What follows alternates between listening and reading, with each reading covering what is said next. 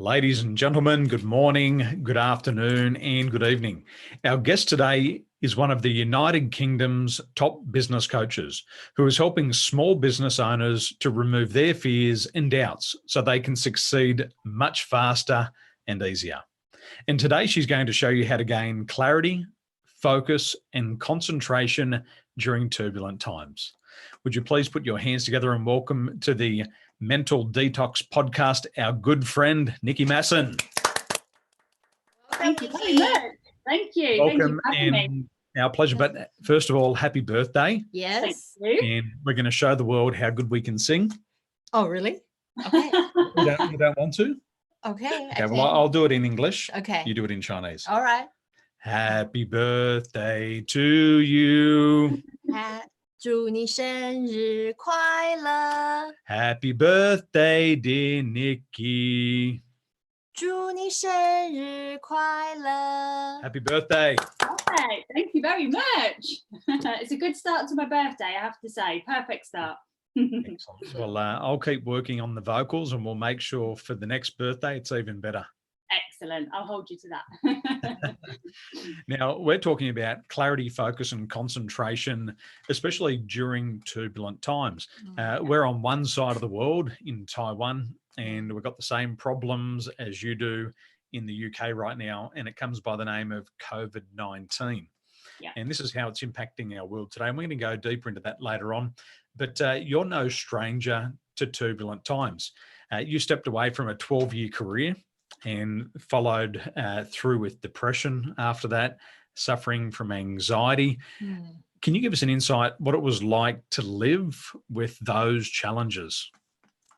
Yeah, and I think you've hit the nail on the head there. I've had quite a turbulent life, but what happened for me is for about 35 years of that life, I kind of put a bit of a brave face on it. So what I would do is I would say to myself, it's fine, I can handle anything. But what I didn't realize was that what I was actually doing was repressing all of this emotion. So all of this mental and emotional trauma, but I had no idea even what I was going through. So I knew I was experiencing a lot of internal pain, but at the time I couldn't quantify what that was. So I knew that something wasn't quite right, but I just had no idea what it was. And I had no idea how to move forward. So it's always like, almost like I was going through the motions of life, really. Then I had my first baby in 2013. And what happened then is it was almost like it was this catalyst for this unrepressed emotion to come out. And it just came out in the biggest way. And it came out in depression. It came out in anxiety. There was a lot of fear. And all of a sudden, I was just faced with living with these uncontrollable emotions. So I'd gone from being, or what I felt was this really controlled, together, handle anything kind of person, to actually go in the complete opposite end of the scale, where I just couldn't get control over how I was feeling. And then a year later, I did get made redundant from my job. Actually, it was a couple of years later because I'd had my second baby by then. So again, there was quite a significant event in my life, and it was almost like everything was compounding. So all of these emotions were just kind of layering on top of each other, and you just couldn't ever find that way of being able to get that emotion out or even understand it. So I just felt like it was just almost like a bit of a roller coaster, but just not in a good way. It wasn't enjoyable whatsoever. And it wasn't until I think it was 2015 that actually it was when I met you, Daniel. I think actually it was 2016. And for the first time, I remember sitting on this webinar with you, and everything started to make sense. You started to talk about how the mind works and how our emotions have a huge impact on us, not only emotionally, but also physically, and how if we've had mental and emotional trauma in our life, how that can affect the way that we're thinking, feeling and behaving today. So I suddenly started to get answers, and it made a lot of sense. And as cheesy as it sounds, actually that was the start of me being able to change my life and turn it around. So it's definitely been a roller coaster. It's definitely been turbulent, But like I say, for 35 years of my life, I was living with this mental and emotional trauma, but I didn't even realise. But that repressed emotion, it had to come out somewhere, and it did. It really did come out. And you've worked with hundreds of people. The same thing is it just becomes the status quo. We live in this pain and we don't even realise it. Now, one of the things that you've heard me say before, but for other people who are joining us today, it'll be the first time they've heard it. I like to say it takes us 50 years to get over the first 5 years of our life. But when we're in the midst of it, we're so looking for the cause and effect correlation today. Why am I feeling like this, and what Band-Aid can I put on this open wound today?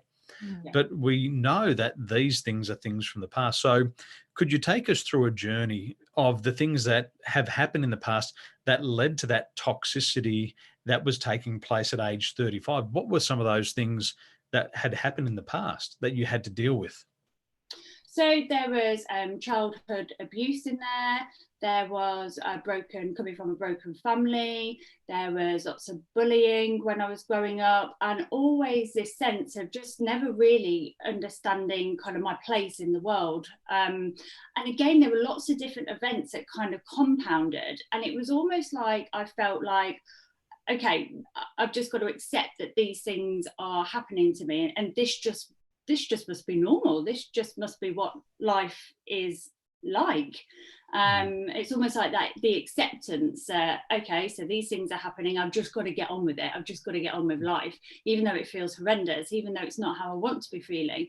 And it was almost like it was very flat. So there weren't really ever crazy highs and really, great feelings. But it just got to the point where it felt quite flat, and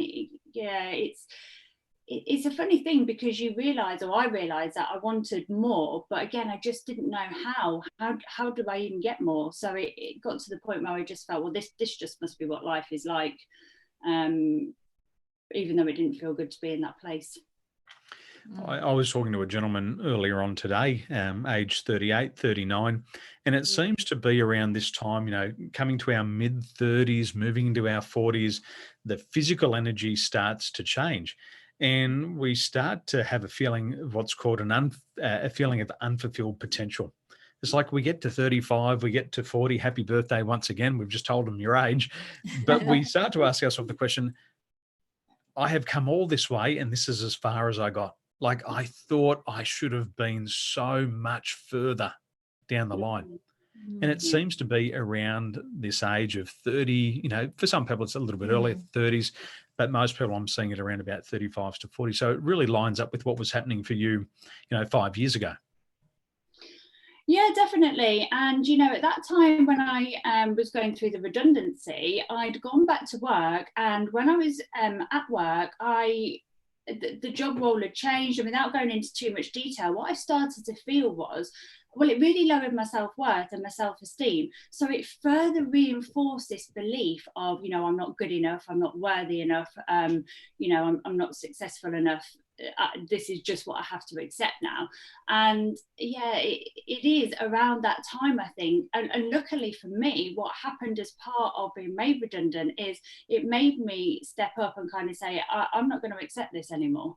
This isn't what I want, because there's got to be more to life than this. I don't want to be treated that way. I don't want to feel that way, but it's only me that can make that change. And I needed to come to that realization that actually I was the one that had to take responsibility, and I was the one that was responsible for that change to happen. Now, I wonder, you're one of the top business coaches in the UK, because the way that you articulate it is just so simple and easy to understand. It's a credit to your hard work. Phenomenal. Yeah, I know that also in your work of the emotional intelligence, that you also very often to bring up, saying that it's very important to focus on what you want, not what you don't want. So right now during this coronavirus, what are the people focusing on, you think? Yeah, these are really they're turbulent times, they're unsettling times, and we're faced with challenges that sometimes we've never been faced with before. These are unprecedented times, and information is changing at a really fast rate. It was only a couple of weeks ago, in the UK in particular, that most people were going around their day-to-day lives pretty much as normal. Yeah. And then literally in the last 5 days, there has been a significant amount of change in this country. People are losing their jobs. Actually today, the children are now not at school anymore. So this is their last day at school. So suddenly, parents are having to be at home with their kids for an indefinite period of time. And it's a significant period of change for people, and it's happening very fast. So when you're looking on social media, when you're reading the news, there's a lot of negativity, there's a lot of fear, because it's the unknown. We don't know what is going to happen tomorrow. We don't know what is going to happen necessarily next week. So we're having to take on board this information, and we're having to react very quickly to it.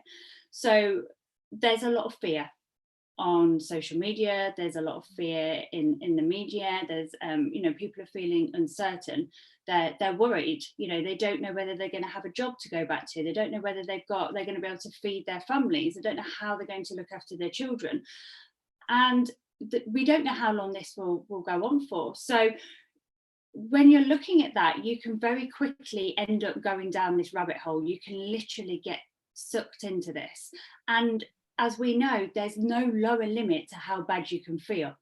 Yes. And I know, because I've been in that position where I felt really bad, and I've just kept feeling worse and worse and worse and worse, and there is no lower limit. So as you're reading this, as you're watching what's unfolding in the world, if you're not careful, you will go down that spiral.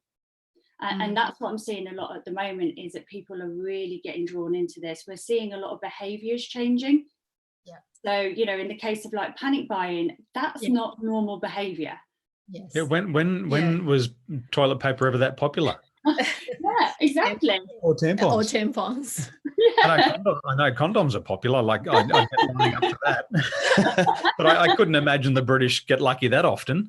Well, yeah, this is the thing, isn't it? But it creates this mass hysteria, So we're seeing behaviours in individuals, in communities, in whole countries that are literally shifting the way that they think and feel and behave in response to kind of what's going on in the world. So that's kind of what I see at the minute, that it's very impactful, and there's a lot of change, but there's a lot of negative change, and it's being able to get control of that will be the turning point, I believe, for most people. I really like how you're talking there about thinking, feeling, and behaving. And for a lot of people who, just getting exposed to emotional intelligence, everything starts with a thought. Yeah. And if you can focus on one thing, that focus influences your feelings. And the best research that we've seen recently demonstrates that your thoughts predict 95% of your feelings. And those feelings determine those behaviors. And the conversations that we've been having, Nikki, in the last couple of weeks with people here in Asia and Malaysia, in Australia, is people are talking about goals. They're like, I don't have any goals. Like everything that I thought I was going to do, it was a wish and a dream. But then now they realize that they actually have nothing to live for. And the gentleman I was talking about today, I said, we're moving from a time, especially in our ages right now, we're talking about age as in the number, how many years we've been here for, 35 to 40 years. We start to move from this external world of things. What watch can I have? What car can I have? What handbag can I have? Where can I be seen? To an internal world of thinking and feeling. And there's been an awakening, and people have been talking about this for years. But I believe there's going to be a big shift, because all of a sudden money's going to disappear and you can't flash your objects. And what's going to rise to the surface is these people who know how to think, people who can control their thoughts, people who can control their feelings. And then the behaviors has to be a positive impact. Yep. and especially leaders right now, leadership, as I was talking about earlier today, it's the ability to get results through other people. Leaders are going to rise to the surface. Situational leaders, people who never knew they were going to be a leader, are being made into leaders today. And then for the general population, we also have personal leadership, the ability to get results in our own life. And this is going to come to the surface. And the people who have been preparing for this, good news, you're light years ahead. For the others, there's still time to catch up, but there will be a bit of a time to catch up. So, being in the UK, but we believe people are the same all around the world. It was L. Ron Hubbard who once said, the only thing that's in common with all species and organisms around the world is their will to survive. So as we get back to that survival status right now, what practical ideas can you share with our friends and followers to gain clarity, to gain focus, and to improve their concentration during turbulent times? Yeah, well, I want to share a couple of ideas with you all today. And one of them is it's really important to focus on what you can control, because there are always going to be things in your environment, in your life, that you can't control. And to most extent and purposes, this disease is something that's outside of your control. What's happening in the world right now, you can't control, but you can control how you react to it. So you can control how you think, you can control how you feel, and you can control how you behave. And actually, a prime example, what happened to me yesterday is we realised our kids are going to be off school. We just got delivered that information. And actually, it knocked me for 6. So I was suddenly faced with having a reaction inside of me that I started to panic.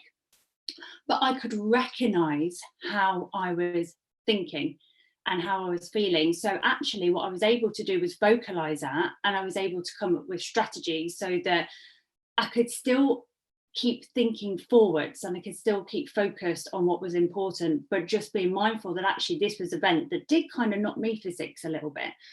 But I was really mindful that as long as I was able to keep focusing on the bigger picture, that I knew actually, even if I just felt that way for just a little bit of time, just a couple of hours, it was okay, because I was still focusing on the bigger picture. So it's really important that you really focus on what you can control. Your goals are really important. I think you touched on it a little bit there and said that actually people are almost giving up.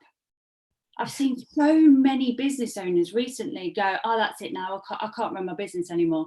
No one's going to buy from me. I can't, I'm used to seeing clients face to face, so there's no way I can do that because, I've got no people that I can see at the moment. So they are literally giving up. They're not thinking about what they could do. They're literally thinking about everything that's going wrong or potentially isn't working for them. But your goals are still your goals. Nobody can take that away from you. So maybe the goalposts change a little bit. Maybe how you get to those goals has to change. Maybe it takes you a little bit longer, but as long as we're still, again, focused on the goals and what we want, we can find a way forward. And of course, when you change, so with change comes growth. So maybe you have to change the way that you run your business a little bit. Maybe you have to change the way that you speak to clients. Maybe you have to change the way that you attract customers. But actually, if you're focused on what you can control, you're focused on the future, you're focused on what you want to achieve, I really firmly believe that there will be people that will thrive in the world during this crisis. And it'll be those people that can still focus, that have got those goals and can change and that are willing to change. It's not always going to be an easy ride.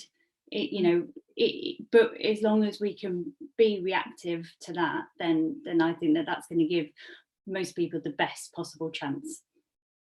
Great advice there. Now, there's going to be people all around your country needing great advice on business and emotional intelligence. What's the fastest way that our friends and followers can connect with you today? Where can they go to find you, and where do you hang out online? Well, I hang out. Well, I hang out on social media. I have a big Instagram presence. You can also find me on Facebook as well. I'm Nicky Masson Global. So if you want to find me on there, then I would love to connect with people on there, also by email as well. So you can contact me at nikki@nickymassonglobal.com. And the other thing that I really want to say at the moment is community and support is vital right now. you really need a rock solid support system in place, whether that's for you personally, whether it's for you professionally. So I just encourage people to reach out, find that network, find somebody that can help you to get through this and get you to where you want to be. Lovely. Yeah. Well, ladies and gentlemen, our good friend Nicky Masson, one of the top business coaches there in the UK. And this is practical ideas that you can implement into your life or your business today, and guaranteed you will get an immediate result. So remember, the most important thing, clarity, focus, and concentration in turbulent times. Nicky, thanks for joining us and have a wonderful day. Thank you. you. Bye. Ciao for now.